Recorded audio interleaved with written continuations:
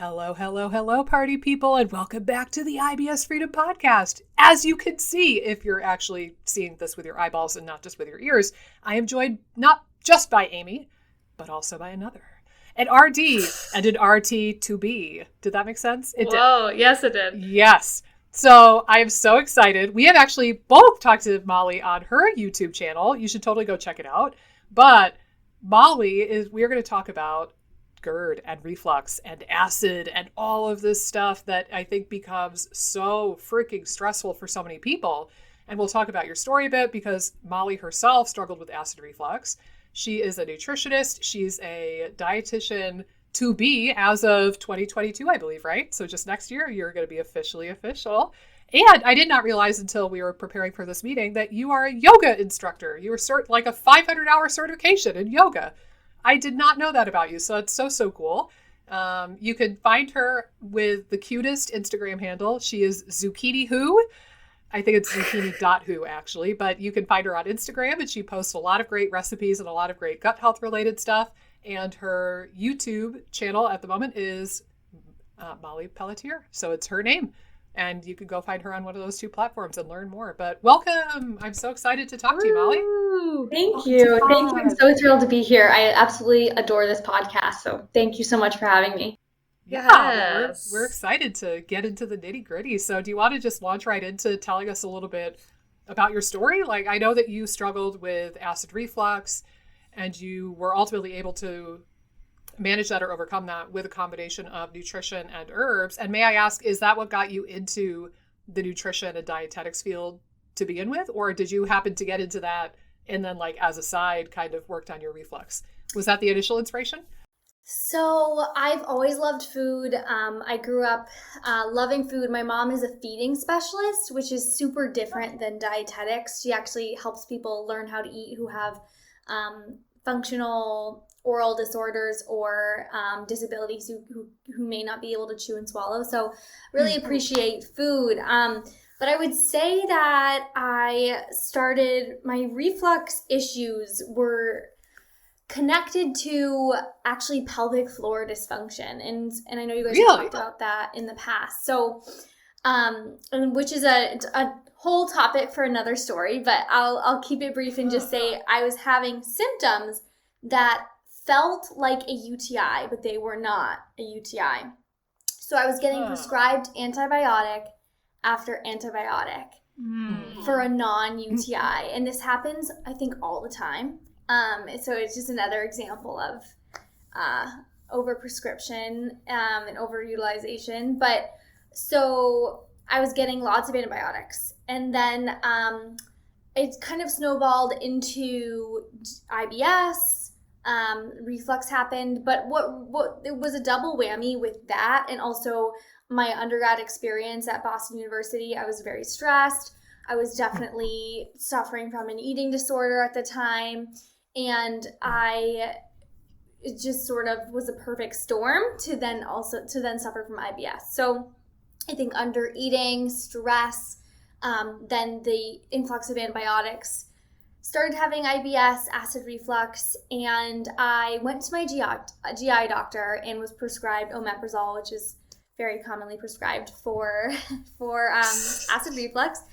And it helped in the beginning, but then it started to not help, and I was pretty desperate. And I had my background in dietetics from my undergrad, but I didn't really know anything about acid reflux. So I started to do some research, learn more, because at the doctor's, my experience, I didn't get a whole lot of education on what to eat, what not to eat, what even acid reflux is, things to do in my everyday life that could prevent symptoms. So I did my own research, also had learned it in my undergrad experience, but I stumbled across a couple herbs that I had seen some literature on, and so I had nothing to lose. I was kind of miserable. So my headphones are making noise. I was kind of miserable. So I decided to give it a try. I tried slippery elm, licorice root. I also tried marshmallow root.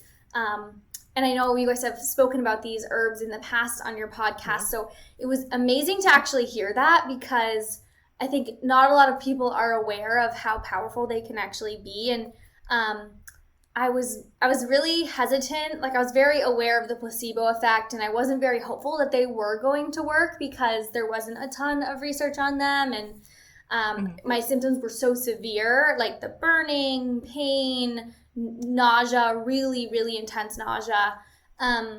So I decided to give it a try, and they worked better than the omeprazole. And yes, it was a huge win, and I was finally starting to get some relief. I would take them about an hour before my omeprazole, and then at night again, about an hour or two after, I would take the omeprazole. And then with the advice of my doctor, I let him know that I was taking this, of course, and he approved it. We started to wean off of the omeprazole. And in the past, you guys have talked about how that could be such a difficult process. So we can talk more about what that looked like.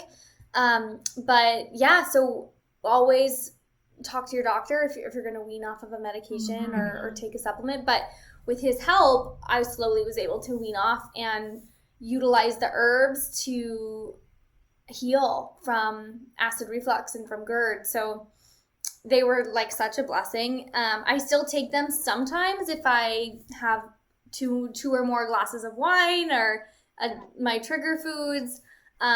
So stuff like that. But yeah, so that's basically my story. Man. Condensed. Cool. Between the misdiagnosis of the UTI, overprescribed antibiotics, overprescribed perhaps, or the prescription of the PPI, I think that unfortunately matches so much of what we've heard from our clients and patients too, where oftentimes the conventional medical world is kind of just willy-nilly, like, there's no risk to antibiotics, take them, you're golden. Right. And I've historically thought, well, back in like the 80s and 90s when I was a kid, okay, like a child of the 80s, I kind of get it. We didn't know any better, but now we know better, guys. Like, that's so frustrating to hear. And it's interesting that it started out more as like the pelvic floor stuff and what you thought was a UTI. It is interesting, and because IBS and pelvic floor dysfunction can sometimes go hand in hand. And I think that it really all came down to stress. Like, I was storing stress in my pelvic floor.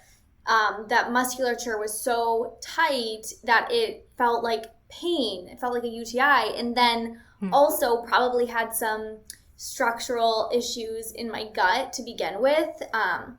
It's kind of snowballing into constipation, plus the stress, plus the undereating. So all of those things combined, it's just another reminder that there's just so many factors that go into someone's health. Like, it was so multifactorial. And so then my approach had to be very multifactorial, like really involve tons of stress relief, meditation, visualization of myself healing, and really like learning how to take care of myself in a different way.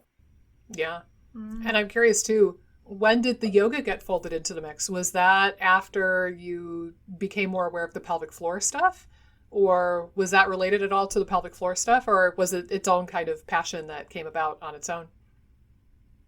I started yoga when I was 14. So before all of this happened, and I didn't have any IBS growing up, didn't have any pelvic floor issues growing up. I think that the stress triggered that. Well, the stress triggered the muscle tension, and then also the under eating.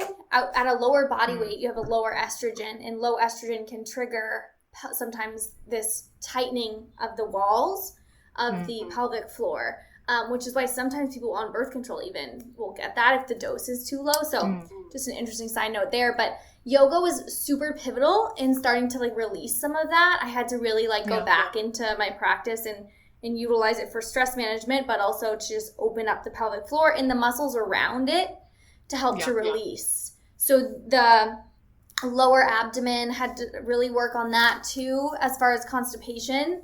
That can be very helpful. So it was definitely beneficial.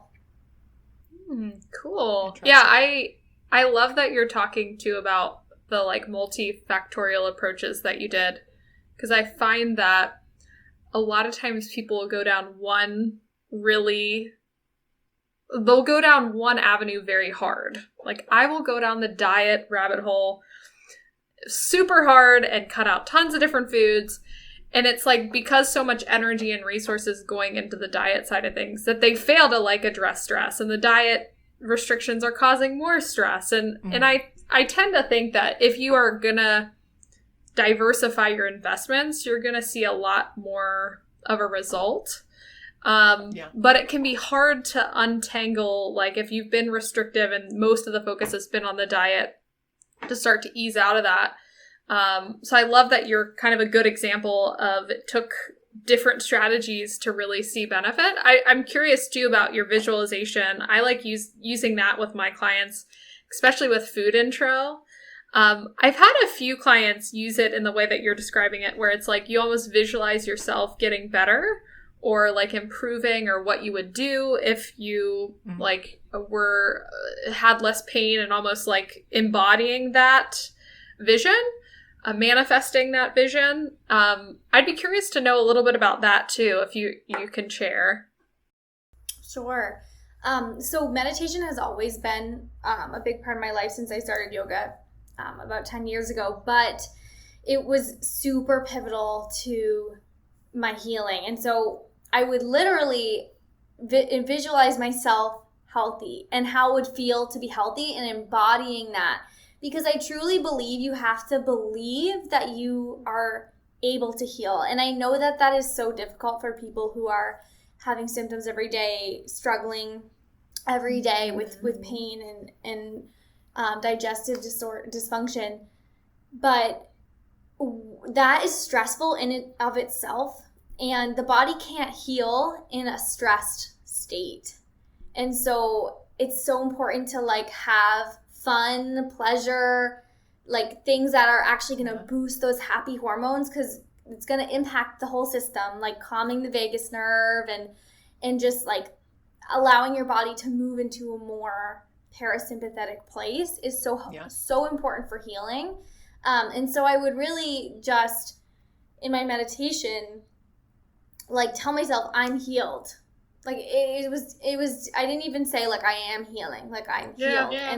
And so even though I knew I wasn't, it was sort of like I had to trick myself into thinking that I was. And I would picture myself healthy and like having fun and symptom free. And honestly, I think that was more important than any diet intervention that I made. And I did do the low FODMAP for a period of time because my bloating and my IBS was so severe. Which was helpful because then I could see like progress, but reintroducing foods, I definitely leaned on meditation, yoga, walks, low intensity exercise, and not restricting food and not restricting myself from going out to eat with friends or doing fun things. Like those things, it doesn't feel good to restrict yourself from. And I think people with IBS often think that it might be helping them to skip out on those things if it maybe helps them prevent symptoms. But those things are helpful for healing, having fun and doing fun things. Yeah. Right. Yeah. And it's funny because I think people on nearly identical journeys could take totally different like approaches to what you just kind of alluded to, which is I think that somebody could be doing a low FODMAP diet, for example, or a low histamine diet or whatever it might be, and then be like, oh, I have to avoid restaurants. I have to avoid all food that I'm not making myself in order to heal. But then what is that going to do to your quality of life and your parasympathetic nervous system and your ability to heal overall? And another person might be doing an equally restricted diet, but they're like, nope, you know what? I'm going to find something on the menu I can eat. Even if there's just one item, I'm going to figure it out. Like if it's a salad with plain chicken, okay. You know, like, and I think looking back at my healing journey, I've never done low FODMAP personally, but I was doing more of like AIP for a while there.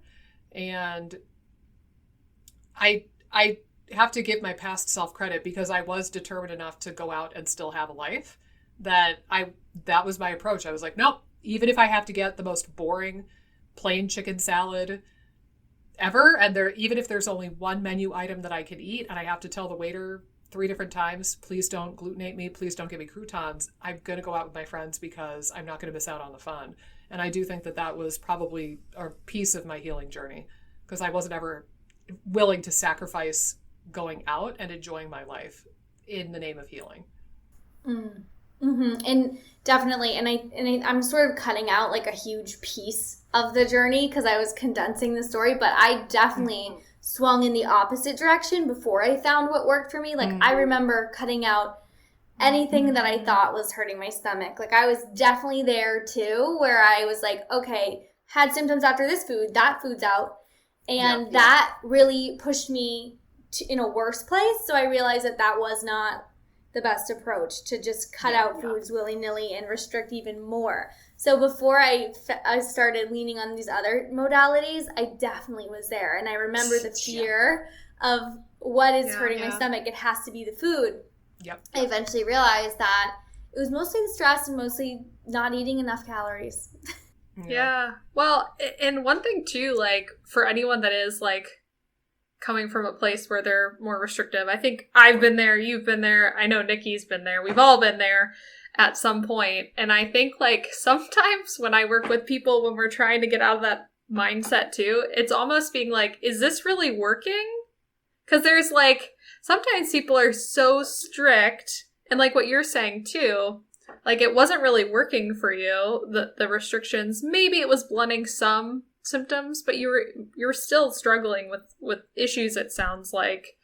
And I think that can be sometimes a good like mental thing to take note of, is all these restrictions aren't necessarily helping me in a major way, maybe slightly. But you know, there's a different avenue that you can go down, and different avenues. It doesn't even have to be on the diet side of things that could help reduce symptoms even further.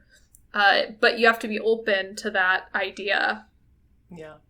Well, it's almost like, in a way, it can boil down to, okay, would you rather feel like crap and also have a restricted diet? Or do you just want to feel like crap? And like, it can be tough, especially, I think it's one thing to say that with IBS and SIBO, where the feel like crap is, I don't want to belittle it, but like it's a little less scary seeming, almost in a way. Like even if the bloating is really severe, or even if the tummy pain is severe, usually I think that's a little bit less scary versus reflux, where it feels like you have a blowtorch in your gut. And there can be a great deal of fear that like, oh my God, I'm doing permanent damage. I'm going to have an ulcer. I'm going to have gastritis. I'm going to get Barrett's esophagus. Oh my God. So it's pretty amazing that you were able to incorporate more foods and start pulling yourself out of that hole. Because I know that reflux specifically can be really scary, because there's that, it feels higher stakes in a way, because we know that ulcers can be really dangerous, and gastritis and Barrett's esophagus could be potentially really dangerous if left unchecked. Definitely, and I can definitely see the fear and the anxiety in the comments that I get on YouTube on some of my acid reflux videos there, and it's totally understandable that someone would feel that way. I definitely can relate to that, and I think that with acid reflux it might be a little bit different, because the triggers can be so severe. So as far as like caffeine, that was one trigger that I never was able to add back in. And so everybody is different, but it is relearning how to take care of yourself in a way, because everybody's different, and some of those triggers for acid reflux specifically can cause some immediate pain, and then that can cause anxiety, and so it is important to know what is not working for you in the area of acid reflux. Yeah. Well, and I was going to ask at some point too, so you had mentioned trigger foods. So what did you deduce were the most relevant trigger foods for you? So caffeine, and you said to this day still a no-go for you. Does that include, I'm assuming that includes like coffee, But what about things with a lower dose of caffeine like chocolate? Are you able to tolerate small amounts of caffeine, or is it just a hard no for your body? Um, Usually it's a hard no, but as far as chocolate, I can have it in small amounts, and that's the thing that I also speak on in on my Instagram and YouTube is that like amount is really important. So it doesn't mean you can never have cherry tomatoes again, but maybe it's a small amount, just sort of like limiting that. Like you can have the flavor, just a few, but a whole cup of cherry tomatoes may not be the best thing. And with chocolate, like a small piece, like you don't have to exclude chocolate forever. But a lot of people might be okay with a small piece. But for me, taking out caffeine significantly improved my symptoms. That was a really, really big trigger. I think that it also was not great for my anxiety. Like I think I'm one of those people with the gene that just it doesn't process any coffee or caffeine well, which is tough because I love coffee. But yeah, peanut butter is also a really big trigger for me. And the interesting thing that I've been noticing that I think I mentioned this to Amy that I wanted to talk to you guys about is that people have been, I get lots of messages in emails about acid reflux people asking questions about my experience, and they're saying that their doctor gave them a low FODMAP handout and said that they should avoid the FODMAPs with acid reflux, and they don't necessarily have IBS symptoms.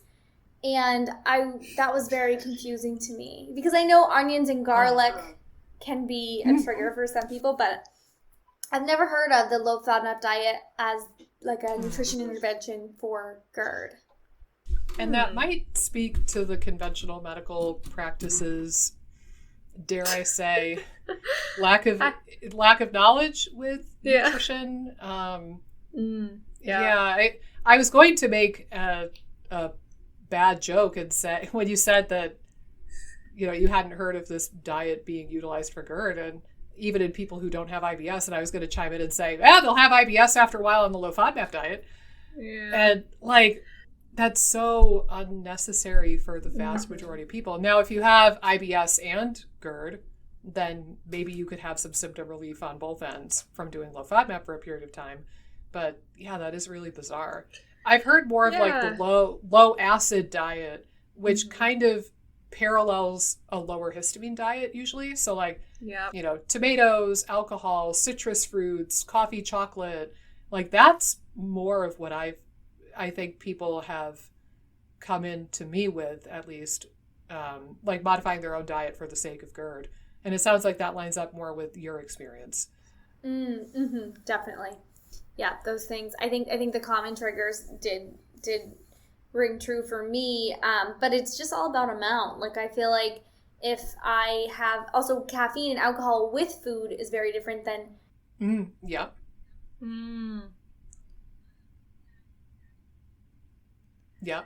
good point. Yeah, and I think too, I feel like we all want very neat, like perfect. We have a neat and perfect idea of what like diet should be.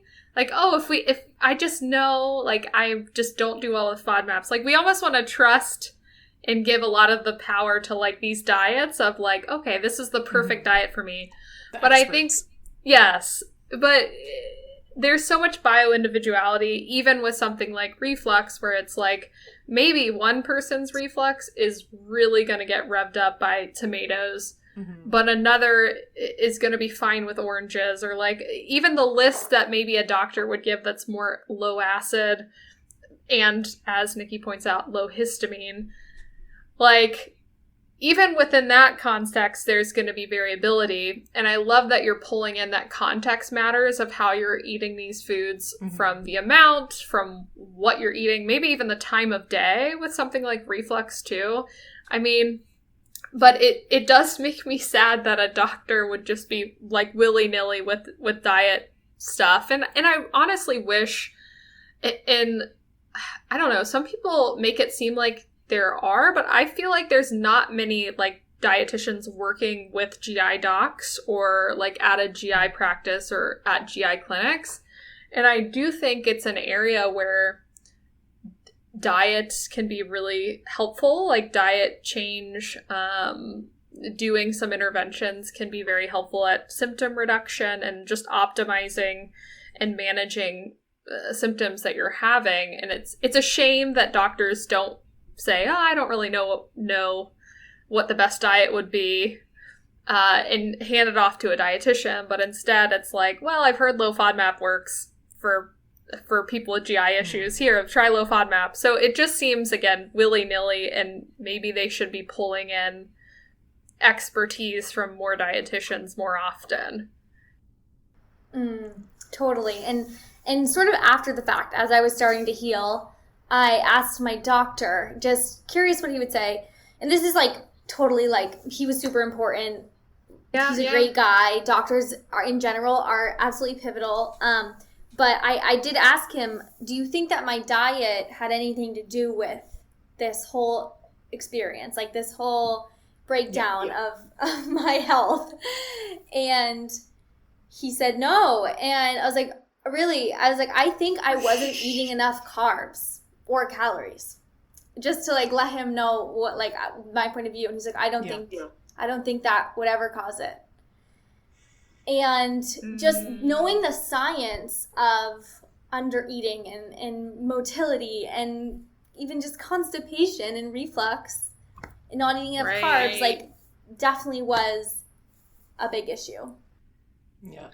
Well, and I think too, now that I'm thinking about it, when we had Elena on, she said one of her bigger symptoms when she was like under eating too was reflux. I think you're right. Which again, like, I don't think there's tons of data on that specifically, like where I could pull a study. Maybe we could look at like true eating disorders, but I do think like it'd be interesting to see, because it's just going to hinder most digestive capacity is going to go down if you're under eating. There's going to be hormonal changes. So it's sad that that's not necessarily acknowledged in the conventional GI space, because I think it's certainly, you saw the evidence of that when you were getting well and adding foods in and optimizing carbs and calories and things like that. But I wish it was acknowledged. And again, maybe if dietitians were in the office or something like that, there would be more focus on it. But it's a shame. Yeah. Well, and just, I think this is a good point to point out, like, when you're working with a professional in any capacity, just kind of have some semblance of their strengths and weaknesses based on their training.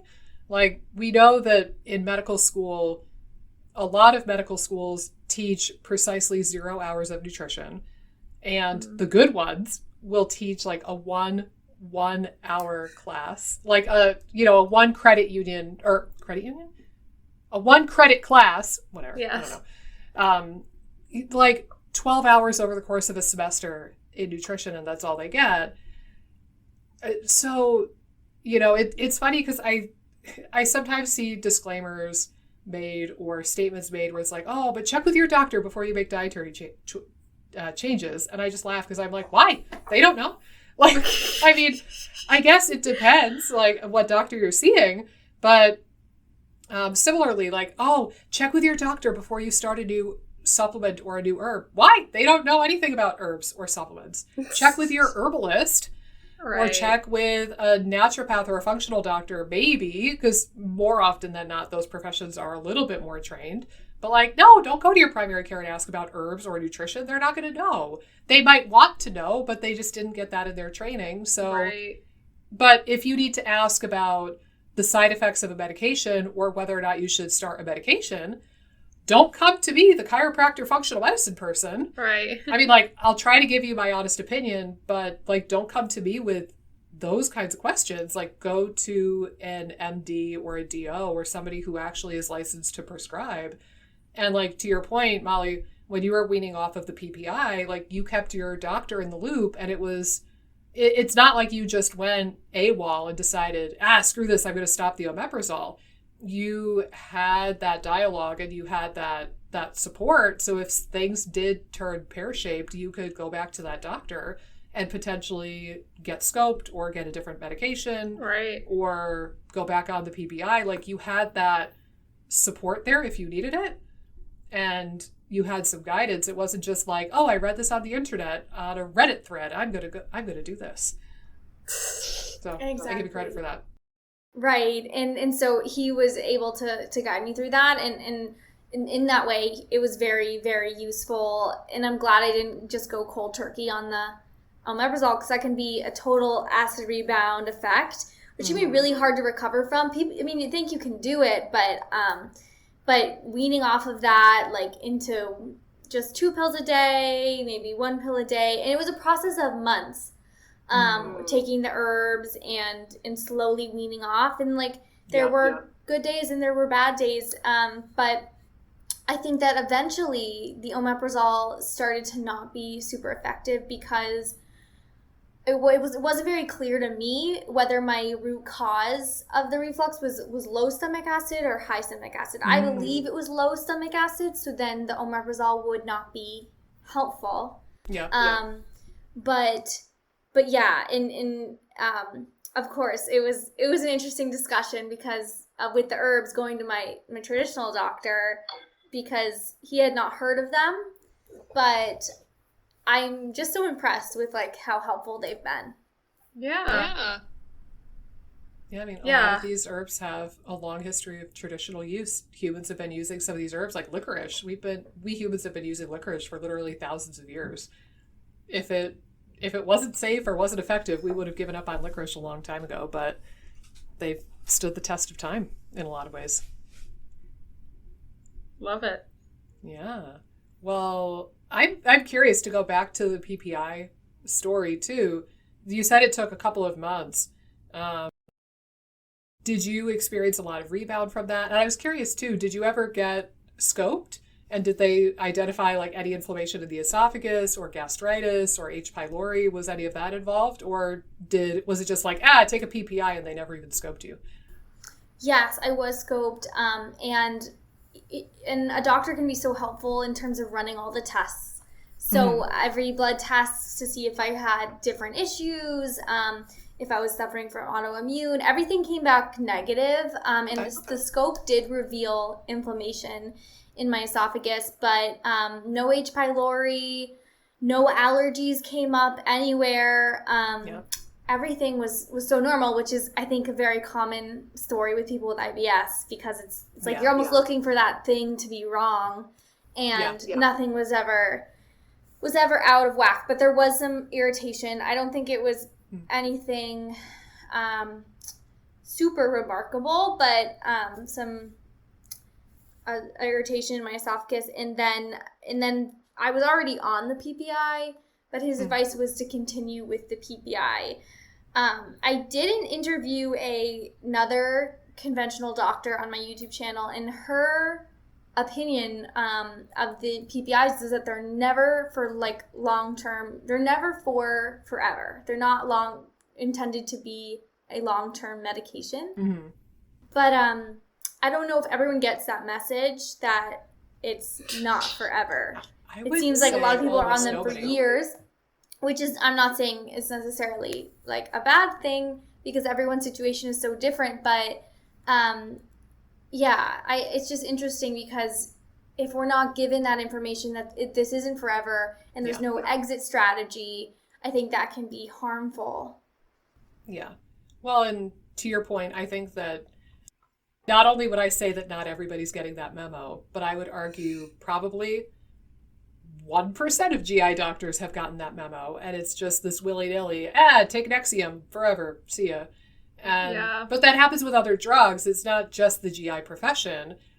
Ambien is not supposed to be used long-term, and yet I've had many patients, and even my own mother, who wound up taking Ambien for 5, 10, 15 years. And there was no conversation of how to get off of it. So, benzodiazepines, like there are a good amount of medications that are very commonly prescribed, and people are frequently on them for long-term use, and they were never supposed to be for long-term use.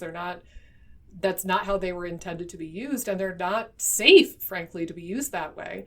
I think that goes for all three of those drugs, the PPIs, the Ambien, and benzodiazepines. I think that none of those are particularly safe to use long term.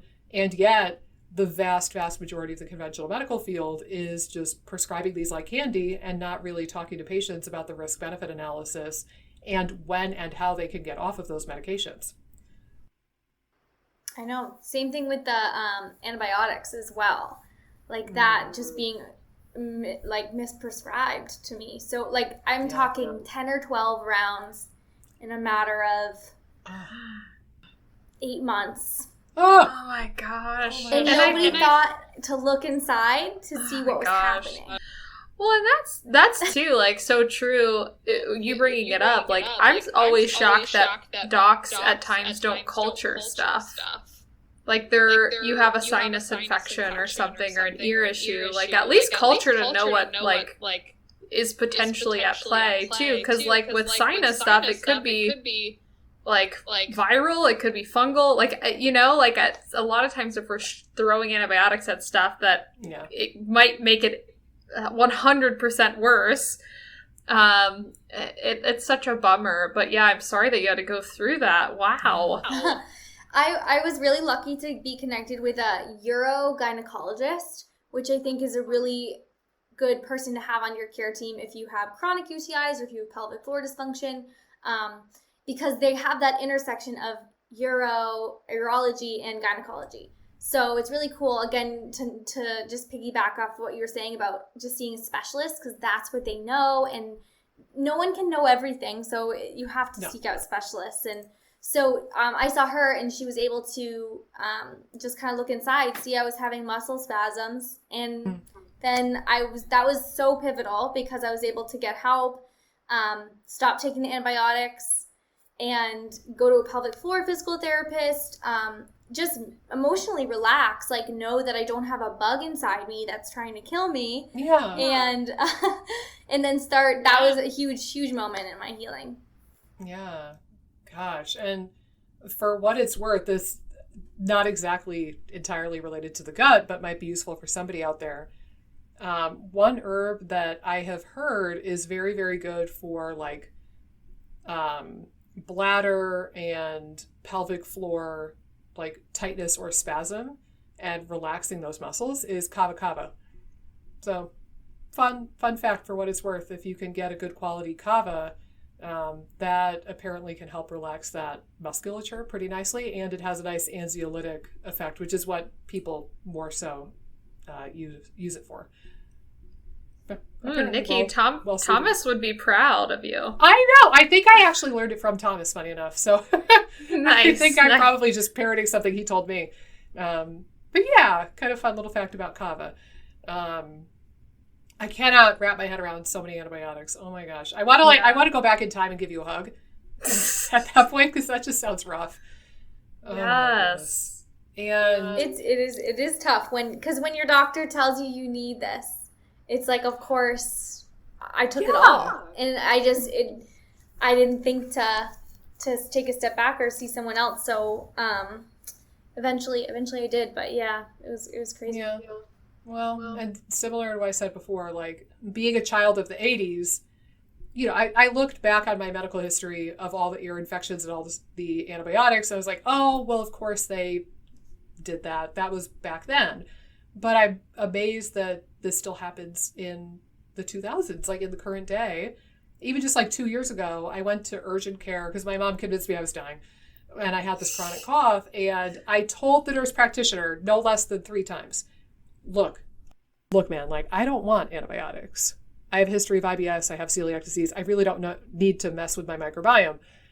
But I'm here for your medical opinion. If I have pneumonia, if I'm going to die, I will take the antibiotics. I just need your medical opinion. But just so you know, I'm not like seeking drugs. Because, you know, some people probably do go into the doctor and they're like, I'm going to leave here with a prescription, damn it. And if I don't, I'm going to be so mad. I'm going to write you a Google review.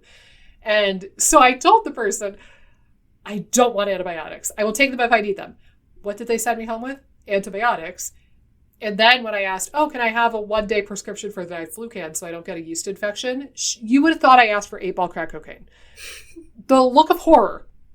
And she was like, well, we'll have to monitor your liver enzymes. And I'm really concerned because it's not a safe drug. And I'm like, you just gave me a 10-day script for doxycycline without batting so much as one eyelash. Yeah. But I asked for 1 day of diflucan, and you think that it's like the worst thing in the universe. Cut to a day or two later, I took like 1 dose of the doxy by then. And I looked at all the handouts. She gave me a bunch of handouts for viral bronchitis. I did some research. I like pulled up some videos of what the lungs sound like and what the cough sounds like. I had viral bronchitis. And the first line on their handout was, because this is a viral infection, it does not necessitate antibiotic use. And I was like, so I stopped taking the stupid antibiotics, and spoiler, I got better and I no longer have the cough. So it was fine. I did not have pneumonia apparently.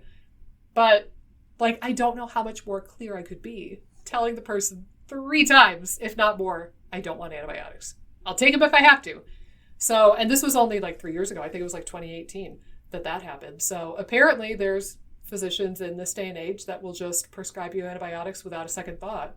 And it's a shame, but we really have to be our own advocates when we go into the doctor's office or when we go to the hospital, because I think the conventional profession sometimes is on autopilot with some of these medications, and there's not quite as much thought and scrutiny as there maybe should be. Right. And so I'm curious, when you see individuals, both of you, with acid reflux, what is kind of like your first, I know it's different with everybody, but do you often right off the bat recommend an herb, or do you try other lifestyle things before?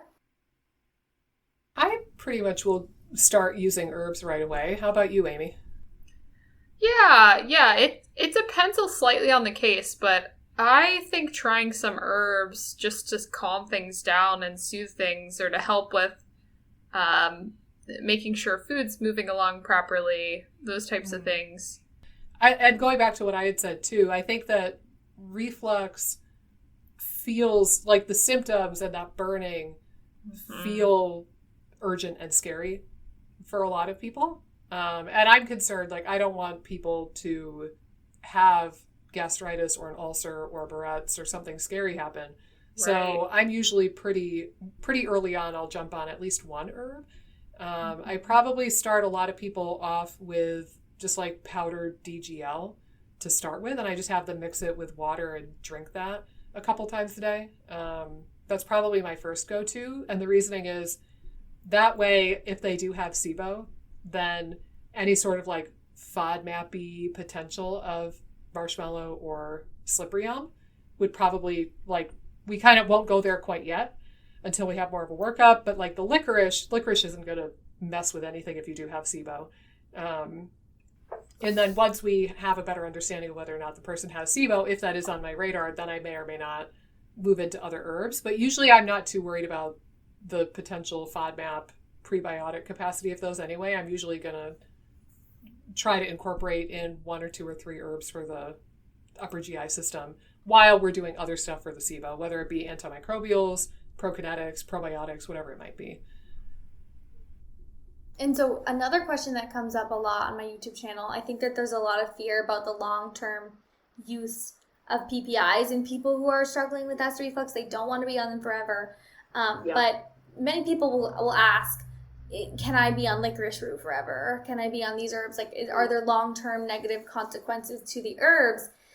And I don't respond to every single comment because I can't, but I'll say not that I know of. Like, I personally don't know, and I'm so curious. I'm curious if you guys know or have any insight on that.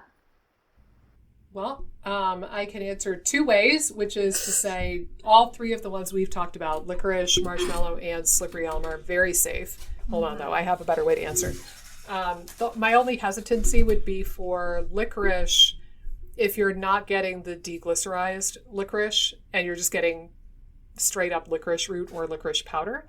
If you have any predilection towards high blood pressure or water retention, then the licorice could exacerbate that. The effect will go away once you discontinue the licorice, but that's part of why a lot of people use the DGL version of licorice. But if you have normal or low blood pressure, you could even get plain licorice powder and use that instead and keep the glycyrrhiza in it. But with that exception, I think that all of them are pretty safe, but I'm going to double check something. Amy, you want to weigh in while I do? Yeah, you covered all the bases that I was thinking too, with the higher blood pressure, with the licorice. That's the only thing I could think of. But might know more than me, being the herbalist. I don't know off the top of my... Well, I think I do, but I want to make sure I'm being correct here. But I busted out the Botanical Safety Handbook. Oh my gosh. So, you guys converse amongst yourselves for a moment, and I'm going to bust through this and I'll double check so that I know I'm giving the most accurate information. Oh my gosh. So, in terms of the herbs that you use, Molly, like what were the ones that were the most beneficial for you? I think that licorice root is the most potent one, in my opinion, that has helped me the most. Slippery elm, I think, is also helpful. I usually, like now, if I have symptoms, which are very mild now, and usually just because I'm honestly not very careful about the triggers anymore, I just kind of just eat chocolate when I want chocolate, and then sometimes that might give me a little bit of burning, and I try not to overdo the wine, but wine is another thing that the next day might feel a little bit of burning. But the herbs, I'll take them and it'll go away completely. Or sometimes sometimes I'll take them beforehand if I know that I'm gonna have some wine. But I'll do a combination of slippery elm and licorice root. And I did try marshmallow root. That did not sit well with my stomach. I just had almost immediate diarrhea. Yeah. So that one I didn't use. I think I also tried Gaiam Herbs makes a reflux remedy tablet. I tried that. Didn't work for me at all. I don't think the doses of the herbs are high enough. Right. And I wonder too sometimes with reflux, I don't know if every case is like this, but like having like a powder or a liquid might be a little bit better for certain cases, especially if there is like irritation in the esophagus or something like that. Having that liquid or powder or something mixed in liquid actually like interacting with the area instead of just being swallowed, I think is generally more helpful. Mm-hmm.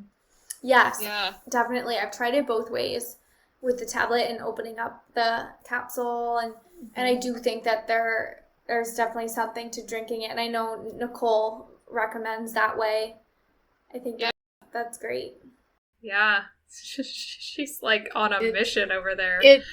Marshmallow, if you make it as like the liquid, the cold infusion, the smell kind of reminds me of the smell of a barn. Oh god. Which is a good thing in my mind because I grew up on a farm. But it reminds me slightly of the smell of hay and like what a barn would smell like. But it's a little bit sweeter smelling. It's hard to describe, but it's kind of fun. So I have two, and then I will look up the third. So I was correct on both accounts so far. So marshmallow, very safe, literally no concerns identified here. So marshmallow, I think you can have at. I have a question about marshmallow. Is it related to the traditional marshmallow at all, or are they just similar? Candy? Yeah, well, I don't know if is it considered candy or just like a sweet item? I don't know. But yes, like the sweet item, the marshmallow. I don't know now you say. I guess I would still consider marshmallows a candy. Okay. But I suppose maybe not. Well, marshmallows themselves are made with like gelatin and whatnot. I've seen enough like hippy dippy AIP recipes. I've never tried it because it seems like a sticky mess. But yeah, I think unrelated if I had to guess. Okay. Just checking. Yeah. Valid question. She's asking about if these are safe. I'm asking about if they're related to marshmallows. So, well, but you could make a similar question for licorice because there's licorice candy that does contain licorice root. So that is one and the same. So licorice, there are some more contraindications here. Mm-hmm. It seems like all of them are isolated to the glycyrrhiza compound. Yeah. So if you get the deglycerized licorice products, you should be good.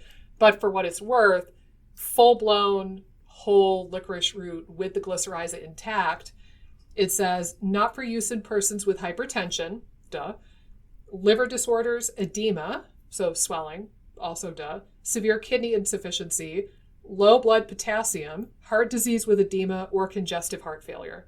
So basically all of these conditions where the body is not moving fluid through, and it could be congested fluid. Any of those kind of conditions, you don't want to get the whole licorice. And so you can get whole licorice herb as a powder or like chunks of the root, or you can get the deglycerized licorice in chewables or in a powder. Licorice candy does have glycyrrhiza in it, I believe. So you have to be cautious with licorice candy as well. And there was a couple of things that noted that a couple of studies looked at licorice candy consumption by pregnant women and saw that it was heavy consumption, which they didn't define here, of the candies was associated with earlier births and adverse effects on cognitive or psychiatric development in the children. But I don't know, like, if you fall down the Google and YouTube rabbit hole, you can find some really bizarre videos of people where it's like, this man ate 5 pounds of licorice candy per day for 1 year. Here's what happened to his liver. So like, I don't know how they define high dose. I imagine it's something absolutely absurd.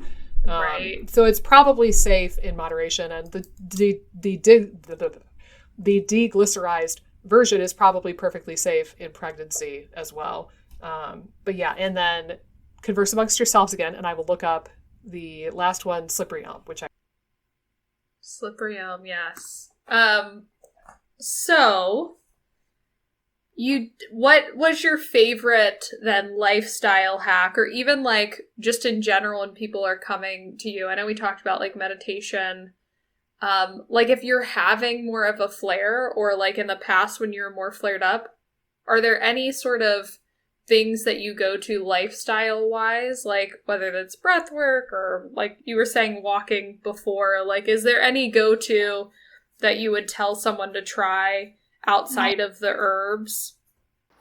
Definitely. I think that probably equally as important as the herbs was eating dinner early and switching the patterns of my meals. So I would have a bigger breakfast, sort of a medium-sized lunch, and then a lighter dinner, and making sure that I was getting enough food throughout the day. But eating a light dinner, super, super helpful.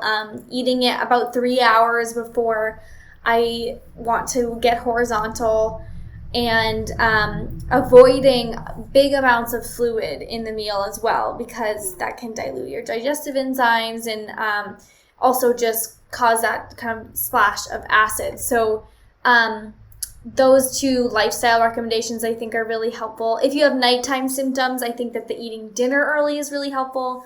Lots of people also swear by the elevated pillow for nighttime symptoms. I never use that, but I know that can be helpful. And yeah, I think that stress management, and some people really find it helpful to go for a walk after a meal, sort of move along the process. I personally don't find that helpful. Sometimes I think if I have a heavy meal, that I can have a little bit of heartburn if I start to move too quickly after. But I think this not overdoing dinner and sort of focusing on not small frequent meals, but overeating sometimes can be uncomfortable for people with acid reflux. So kind of finding portion sizes that work for you. Yeah, I like the idea of adjusting meal patterns, because I think so much focus is on like what not to eat and what to eat.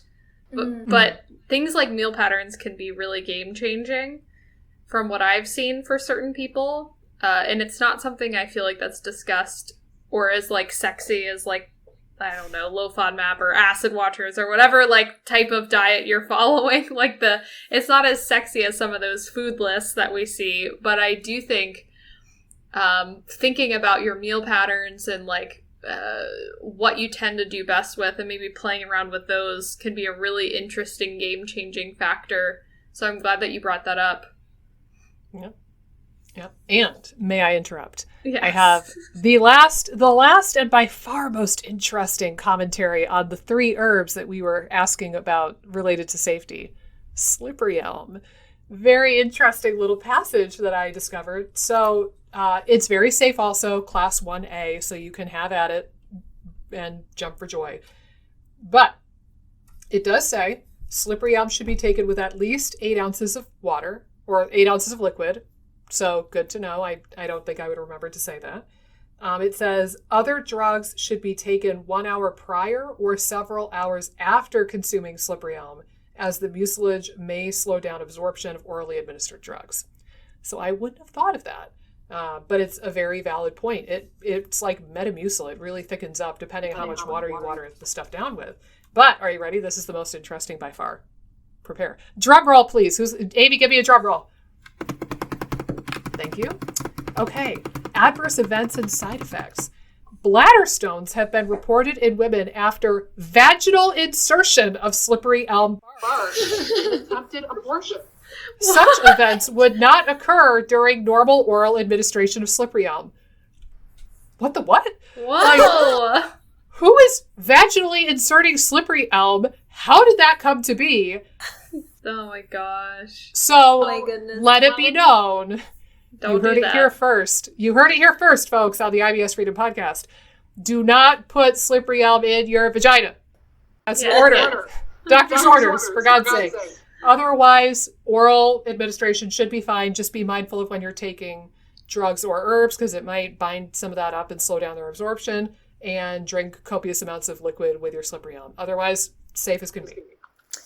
Yeah, that's congruent with what I found. When I started, I would take it 1 hour before my medication in the morning. I would take it first thing, wait an hour, which was hard, but I waited an hour and a half, then had my omeprazole, then like 20 minutes later I'd have breakfast. And then I would take the herbs again at the end of the night, probably 2 hours after I took the omeprazole, which I would take that like before dinner, my second dose. Okay. Yeah. Sounds like you knew that. But did you know about the vaginal insertion? I bet you did not. No, I did not. Did you know this was the experience you were bargaining for when you Yes. volunteered to be on the podcast? And now you have another disclaimer to tell people about slippery Exactly. elm. See, you can comment back with your YouTube comments and be like, well, here's something you need to know, my friend. That's the most unique thing I've ever read in that book. Usually this book is pretty dry, Yeah. to be quite honest, but that was very fascinating. Yeah. Also, on the topic of weird vaginally inserted items, we're going to go down this road now. Whoa, So okay. a friend, not about my vagina, get your head out of the gutter, but listen to this. So a friend of a friend who is, I believe, an ER physician or maybe an OBGYN, once told my friend Otra that in her work, I think it's no secret that ER doctors oftentimes will have situations where peculiar things are inserted anally and then they have to retrieve said item.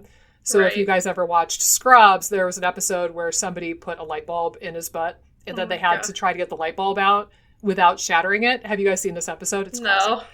And then the janitor ended up helping Dr. Cox somehow. I don't even know. Oh my god. But anyway, so similarly, sometimes unique things get put in the vagina. And this doctor had mentioned that one time she saw a patient who was having uterine prolapse issues, right? So she wanted to keep her uterus inside her body. So her solution, I kid you not, was to put a potato up her vagina.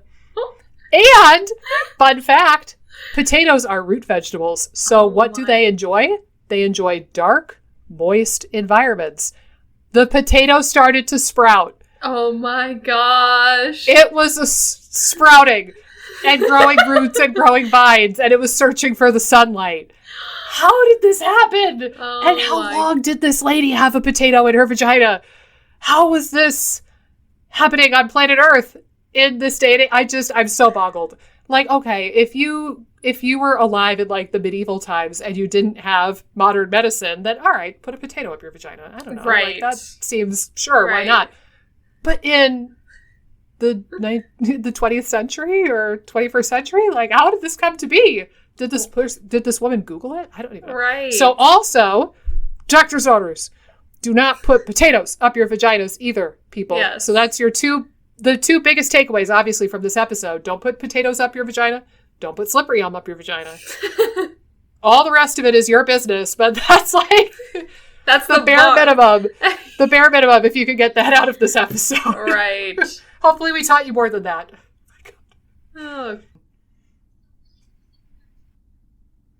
I saw a study not that long ago, because actually a patient of mine, or a former patient, I helped her years ago, but she reached out after one of my like email news blasts went out. And she said, hey, I just thought I wanted to let you know, I was struggling with some constipation, but it wasn't SIBO-y. Like it wasn't like it was before. And my doctor referred me to a pelvic floor PT, completely resolved the issue. It was miraculous. Just wanted to let you know if that wasn't on your radar. And I actually didn't realize that pelvic floor dysfunction could manifest as constipation. And she had said she didn't really have a lot of the vaginal or urinary symptoms. It really was almost purely constipation for her. So it was really interesting. I'm kind of looking more into that. But I saw a study after I talked to her a little bit that like they took a group of constipated women, had them do pelvic floor PT, and it was something like 60 or 66% of those women found relief from their constipation doing pelvic floor PT, which is crazy. Like that's such a high success rate for something that was not even on my radar until a few months ago. So pretty profound stuff. I will share my plot with you. I have been creeping on Instagram and I've been looking for a pelvic floor physical therapist who seems to know about the pelvic floor constipation link. And I've been looking for somebody to invite on this here podcast.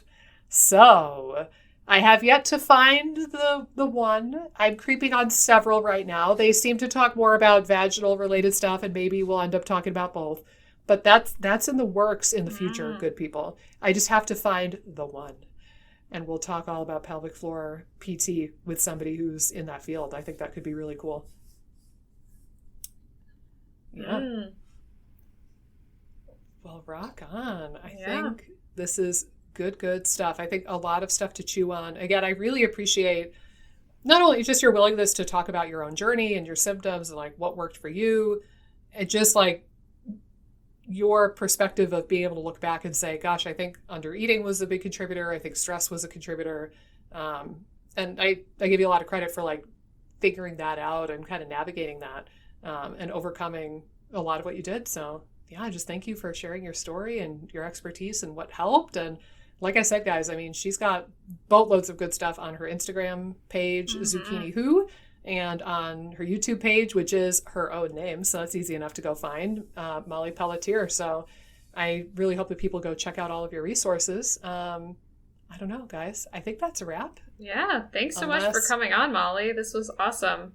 Thank you so much for having me. I'm so honored to be here. And I love that your approach and how you do focus on stress management and liberating the diet and sort of taking a multifactorial approach. So I'm really honored to have been a guest. Thank you so much.